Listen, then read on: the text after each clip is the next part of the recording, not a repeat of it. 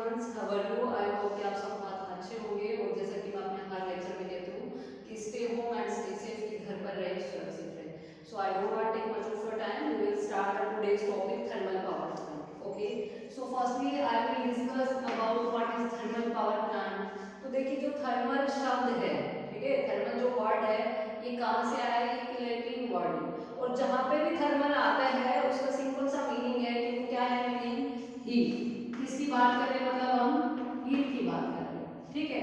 And all you know about that what is power? Power in the sense of electricity, ठीक है। किसकी बात कर रहे हैं हम? इलेक्ट्रिसिटी की, ठीक है। तो सिंपली हम क्या कह सकते हैं कि थर्मल पावर प्लांट क्या है? It is a in this plant the heat energy is converted into the electricity.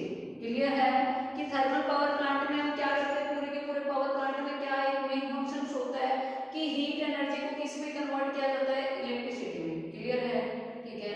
तो देखिए, ये मैंने थर्मल पावर प्लांट का डायग्राम बनाया है। इसके एक एक पार्ट्स के बारे में आप डिस्कस करेंगे। उस पार्ट्स का फंक्शंस क्या है, पूरे के पूरे इस पावर प्लांट के कंस्ट्रक्शंस क्या है, इसकी वर्किंग क्या है, किस टाइप से एमसीक्यू क्वेश्चंस पूछे जाते हैं, इसकी एडवांटेज एंड डिसएडवांटेज क्या है। तो देखिए, all the power plant in advantage and disadvantage are very very important in the point of view of your exams. Okay, अगर आप पिछले 10 इयर्स को उठा के देखते हो तो 3 to 4 मार्क्स में इसके एडवांटेज डिसएडवांटेज पूछा गया है। ये किसी भी पावर प्लांट की कंस्ट्रक्शंस पूछ सकते हैं, वर्किंग पूछ सकते हैं, चाहे वो हाइड्रो हो, जियो हो, न्यूक्लियर हो, थर्मल हो, कोई भी पावर प्लांट हो, कंस्ट्रक्शन एंड वर्किंग हो सकता है।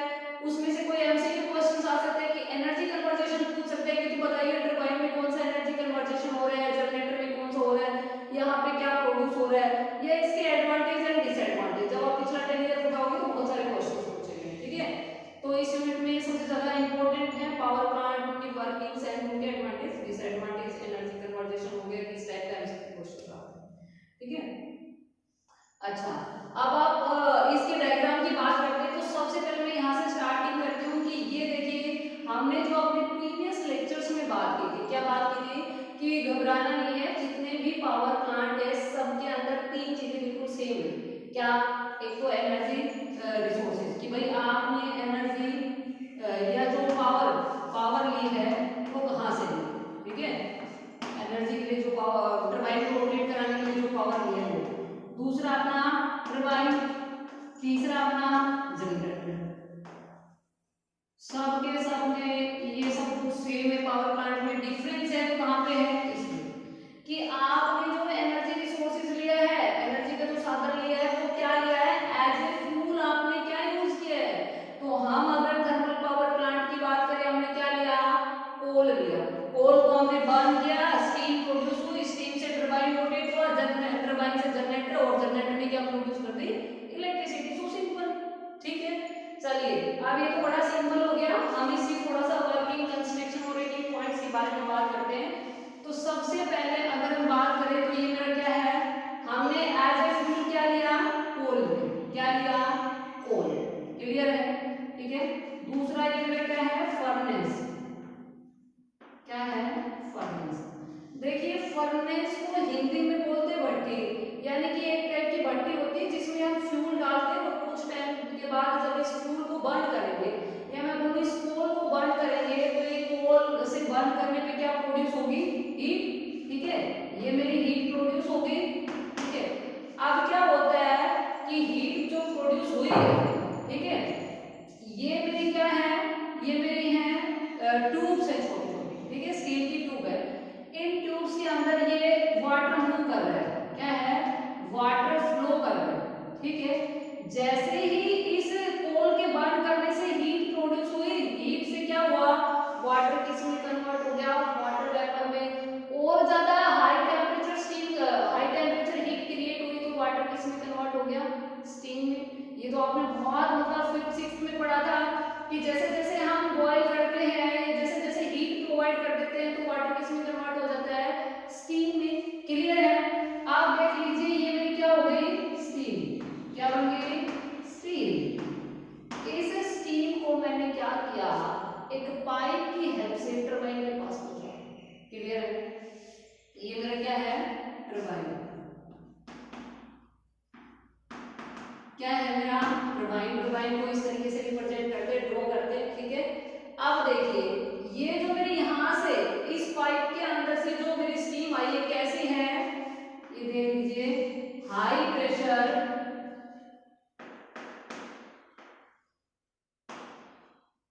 हाई टेम्परेचर स्टीम, ठीक है। कैसी स्टीम पास हुई है through the boilers, high pressure high temperature steams are passing through the tubes and goes to the turbine, ठीक है। टरबाइन के पास जैसे ही हाई प्रेशर स्टीम पास होती है तो जाके किस पे स्ट्राइक करती है, इसकी ब्लेड पे।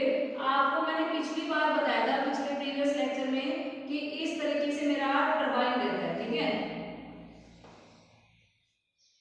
ये क्या है मेरी टरबाइन की ब्लेड्स है, क्या है ब्लेड्स। ये देखिए इस ट्यूब के सॉरी इस पाइप से क्या है मेरी स्टीम आई जो बहुत ज्यादा हाई प्रेशर थी, ठीक है। जैसे ही वो हाई प्रेशर स्टीम मेरी इन ब्लेड्स पे स्ट्राइक करता है, तो जैसे ही स्ट्राइक करेगा तो ये क्या करेगी, ये ब्लेड्स ऐसे रोटेट करेगी, क्लियर है। इस ब्लेड पे स्ट्राइक किया, इस ब्लेड ने ऐसे रोटेट किया कि ये वाली ब्लेड फिर इसके सामने आ जाती है, फिर से क्या करेगी स्टीम इस पे प्रेशर एक्सर्ट करेगी और ये ब्लेड फिर से रोटेट करेगी, और ऐसे धीरे धीरे करते मतलब पूरा का पूरा टरबाइन इन मिली सेकंड के अंदर बहुत हाई स्पीड से रोटेट करने लग जाता है, क्लियर है। जैसे ही टरबाइन रोटेट करता है तो टरबाइन एक शाफ्ट के थ्रू किससे कनेक्टेड रहता है, जनरेटर से, क्लियर है। टरबाइन क्या करता है शाफ्ट के थ्रू जनरेटर से कनेक्टेड होता है। जनरेटर का फंक्शन क्या है, इलेक्ट्रिसिटी को प्रोड्यूस करना, और वो क्या कर देता है प्रोड्यूस्ड इलेक्ट्रिसिटी, क्या करता है प्रोड्यूस्ड इलेक्ट्रिसिटी, ठीक है। अब अभी तक आप इतना ही समझिए, हमने जो इसमें इंपॉर्टेंट है, एक तो हमारी इस पाइप के हेल्प से कैसे स्टीम गई, high pressure high temperature steam, ठीक है। अब ये गई कहां पे, टरबाइन की ब्लेड से स्ट्राइक की और टरबाइन क्या करता है रोटेट कर देता है। तो देखिए इसमें जो एनर्जी कन्वर्जेशन था वो कैसा था कि जो यहां से गई वो हीट एनर्जी थी।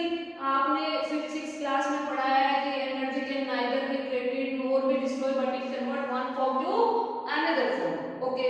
एनर्जी किस फॉर्म में थी, हीट की फॉर्म में थी। अब जैसे ही कोई चीज रोटेट होती है तो उसके पास कैसी एनर्जी रहती है, मैकेनिकल एनर्जी। वो हीट एनर्जी किस में कन्वर्ट हो गई, मैकेनिकल एनर्जी।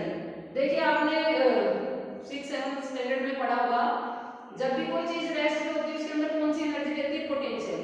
वो चीज मूव करने लग जाती है तो उसके अंदर कौन सी एनर्जी कन्वर्ट हो जाती है, पोटेंशियल टू काइनेटिक एनर्जी। कोई चीज रोटेट करती है तो जैसे उसमें कौन सी एनर्जी रहती है, मैकेनिकल एनर्जी। जैसे हमारा फैन है, फैन रोटेट करते हैं तो उसके अंदर कौन सी एनर्जी प्रोड्यूस हो जाती है, मैकेनिकल एनर्जी। इलेक्ट्रिसिटी की बात करें या मैं कहूं कि कोई इलेक्ट्रॉन्स फ्लो हो रहे हैं तो कौन सी एनर्जी है, इलेक्ट्रिक एनर्जी। केमिकल्स की बात करें तो कौन सी एनर्जी है, केमिकल एनर्जी, ठीक है। तो जो चीजें रोटेट करती है उसके पास कौन सी एनर्जी रहती है, मैकेनिकल एनर्जी। तो वो हीट एनर्जी किस में कन्वर्ट हो गई, मैकेनिकल एनर्जी में। एनर्जी कन्वर्जेशन में पूछेगा कि टरबाइन के अंदर कौन सी एनर्जी किस में कन्वर्ट होती है, तो कौन सी एनर्जी, हीट एनर्जी किस में कन्वर्ट होती है, मैकेनिकल एनर्जी में। किस में, मैकेनिकल एनर्जी में, ठीक है। ये मैकेनिकल एनर्जी में कन्वर्ट हो गई, क्लियर है। अब मैकेनिकल एनर्जी किस में कन्वर्ट हो जाएगी, इलेक्ट्रिक एनर्जी में। किसमें, इलेक्ट्रिक एनर्जी किसमें, जनरेटर में। किसमें, जनरेटर में, ठीक है। तो अब क्या करेगा वो मैकेनिकल एनर्जी किसमें कन्वर्ट हो गई, इलेक्ट्रिक एनर्जी में, एंड प्रोड्यूस इलेक्ट्रिसिटी, क्लियर है, ठीक है। अब देखिए जो स्टीम बच गई, ठीक है भाई, हमने क्या कहा था कि भाई हम कोई ना कोई एनर्जी रिसोर्सेज लेंगे जो हमारे टरबाइन को क्या कराएगा, रोटेट। अब टरबाइन तो रोटेट हो गई, यहाँ इलेक्ट्रिसिटी प्रोड्यूस हो गई, लेकिन जो स्टीम बच गई उसका हमने क्या किया, हमने क्या लगा दिया, कंडेंसर। क्या लगा दिया, कंडेंसर। कंडेंसर का फंक्शन क्या होता है, कंडेंस द स्टीम, कि स्टीम के टेम्परेचर और स्टीम के प्रेशर को क्या कर देगा, बहुत ज्यादा लो कर देगा। जैसे ही प्रेशर और टेम्परेचर लो हुआ तो स्टीम किस में कन्वर्ट हो गई, फिर से वाटर में, क्लियर है ना। ये तो आपने बहुत पहले पढ़ा। तो यहाँ पे जो अपनी स्टीम आएगी क्या आएगी, low pressure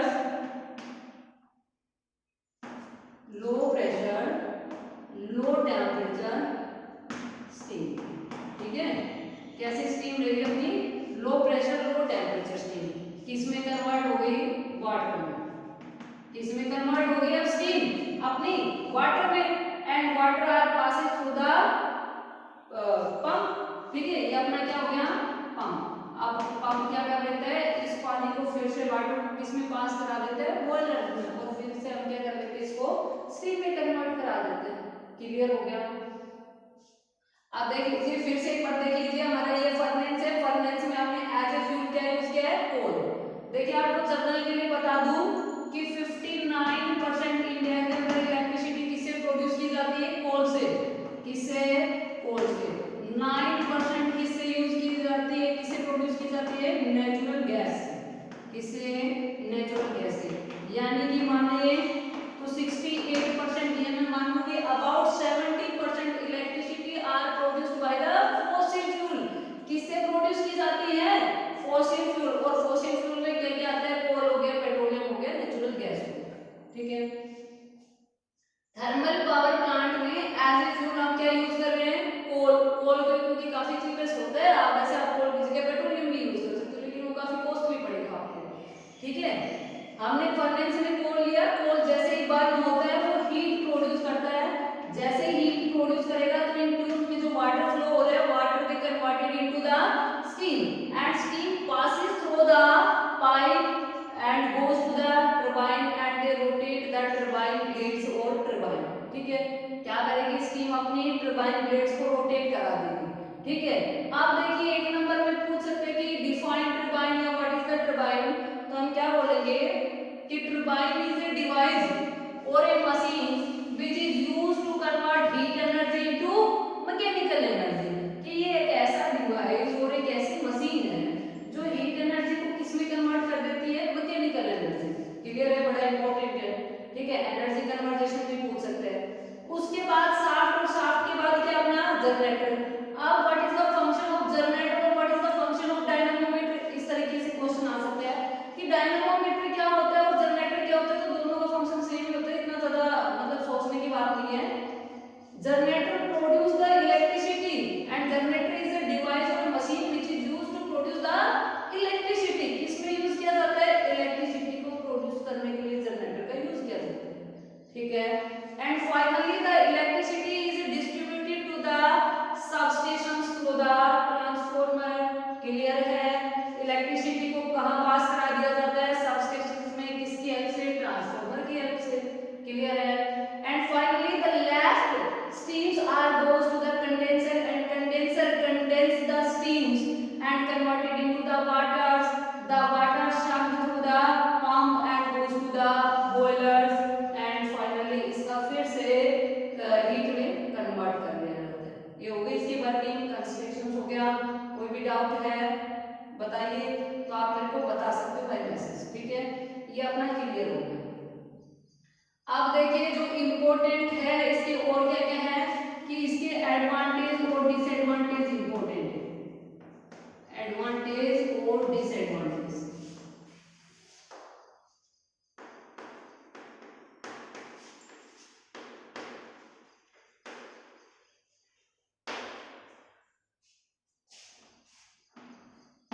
okay.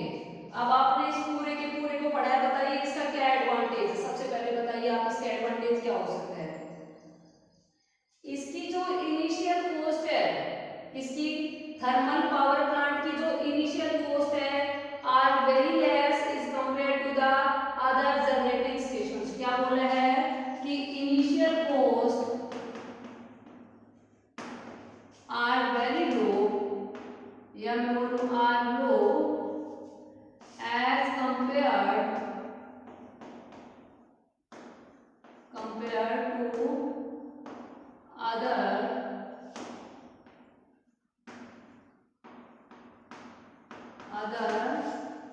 generating stations,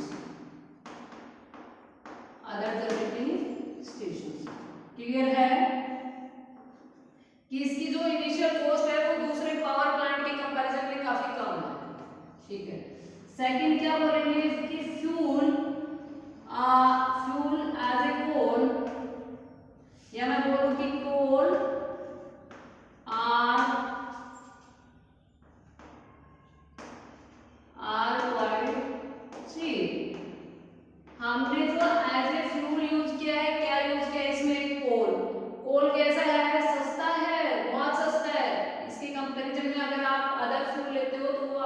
costly पड़ेगा, ठीक है।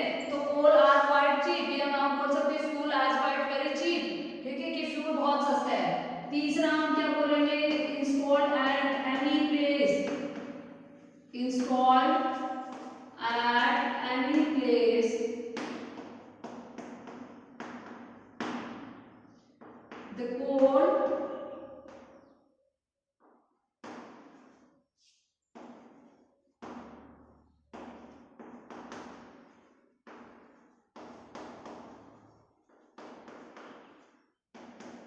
to the site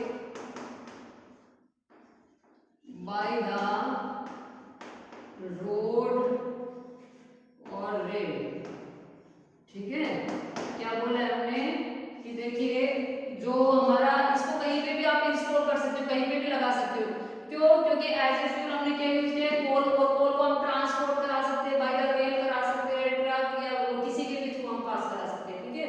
तो इसका ऐसे, जैसे हम हाइड्रो पावर प्लांट की बात करें, भाई हाइड्रो पावर प्लांट को आप कहीं फाइनली हिली एरिया पे, और जहाँ पे वाटर भाई अपने कोई लेक और रिवर और कोई ओशन, वहीं पे हम इसको इंस्टॉल कर सकते हैं।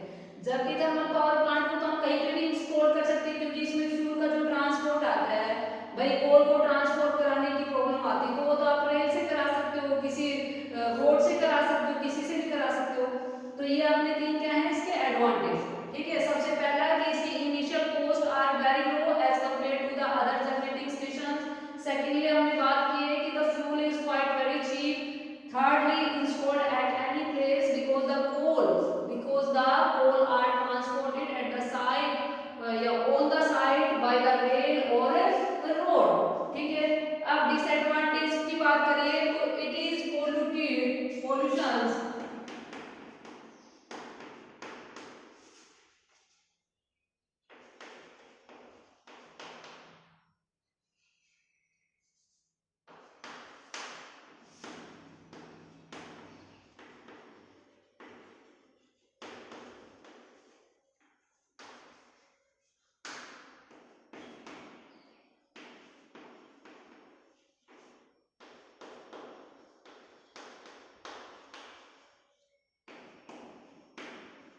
ठीक है। फर्स्ट पॉइंट हमारा क्या हो गया, it is pollutant in the atmosphere by the produce smoke और फ्यूम। आपको पता है कि जब कोल को हम बर्न करेंगे, ठीक है, तो कितने हाई अमाउंट में स्मोक और फ्यूम्स प्रोवाइड करेगा। अब भाई फ्यूम्स जो कार्बन के पार्टिकल है, नाइट्रोजन ऑक्साइड है, सल्फर है, क्या करेगा, हमारे एनवायरनमेंट को बहुत ज्यादा पोल्यूटेंट कर देगा, क्लियर है ना।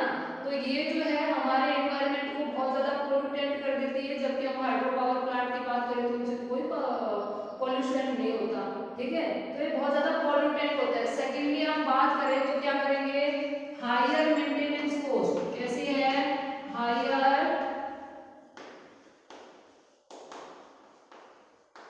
हायर मेंटेनेंस एंड इंस्टॉल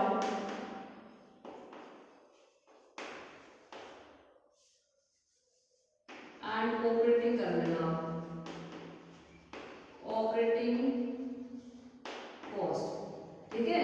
हमने क्या कहा है कि इसकी जो इनिशियल कॉस्ट होती है वो तो सस्ती है, कि इसको इंस्टॉल करने पे जो खर्च आता है वो तो कम है, लेकिन जब इसकी मेंटेनेंस की जाती है, इसकी रिपेयरिंग की हम बात करें कि कहीं इसमें कुछ खराबी हो जाती है, या साल 2 साल में आप बॉयलर्स को मेंटेनेंस कराते हो, अदर चिमनी वगैरह को मेंटेनेंस कराते हो, तो उसके अंदर या इसके ऑपरेटिंग कॉस्ट की बात करें तो वो बहुत ज्यादा हाई है, ठीक है। थर्ड इसमें हम बात करें कि हाईली स्किल्ड रिक्वायरमेंट,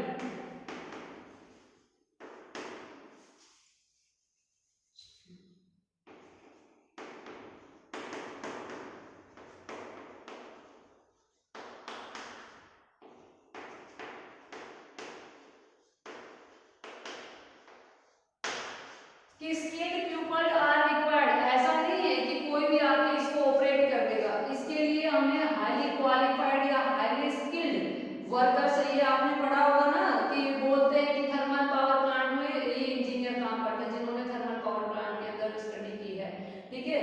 तो इसको ऑपरेट कराने के लिए हमें हाईली स्किल्ड लेबर्स की, हाईली स्किल्ड वर्कर की जरूरत है। ऐसा नहीं है कोई भी आ गया और भाई इसमें काम चल गया, ठीक है। तो ये है हमारे एडवांटेज एंड डिसएडवांटेज जो बहुत ज्यादा इंपॉर्टेंट है, ठीक है। इसमें मैंने 3 एडवांटेज और डिसएडवांटेज डाला है। आप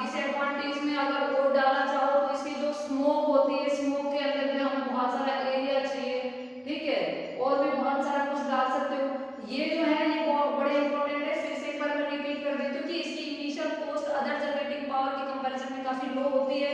इसकी जो कोल है हमने एज ए फ्यूल यूज किया, ये बहुत सस्ता होता है, कहीं पे भी हम इंस्टॉल कर सकते हैं। सिर्फ हमें कोल को ट्रांसपोर्ट कराने की प्रॉब्लम आती है, तो हम बाय रेल बाय रोड किसी से भी करा सकते हैं। डिसएडवांटेज आता है कि एटमॉस्फेयर को बहुत ज्यादा पोल्यूटेट करते हैं, क्योंकि हाई अमाउंट में सी स्मोक और फ्यूम रिलीज होता है। फ्यूम के अंदर कार्बन, नाइट्रोजन, फॉस्फोरस के पार्टिकल जाते हैं, जो हमारे डेली एसिड का भी कारण होता है, ठीक है। और green house effects, green house gases को भी इफेक्ट कर रहा है, ठीक है। दूसरा, इसकी जो मेंटेनेंस और ऑपरेटिंग कॉस्ट है वो बहुत ज्यादा हाई है। तीसरा, इसके अंदर जो हमें लेबर और वर्कर चाहिए वो बहुत ज्यादा हाई स्किल्ड होने चाहिए, ठीक है। आज का अपना टॉपिक यहीं पे खत्म होता है। नेक्स्ट लेक्चर में हम हाइड्रो पावर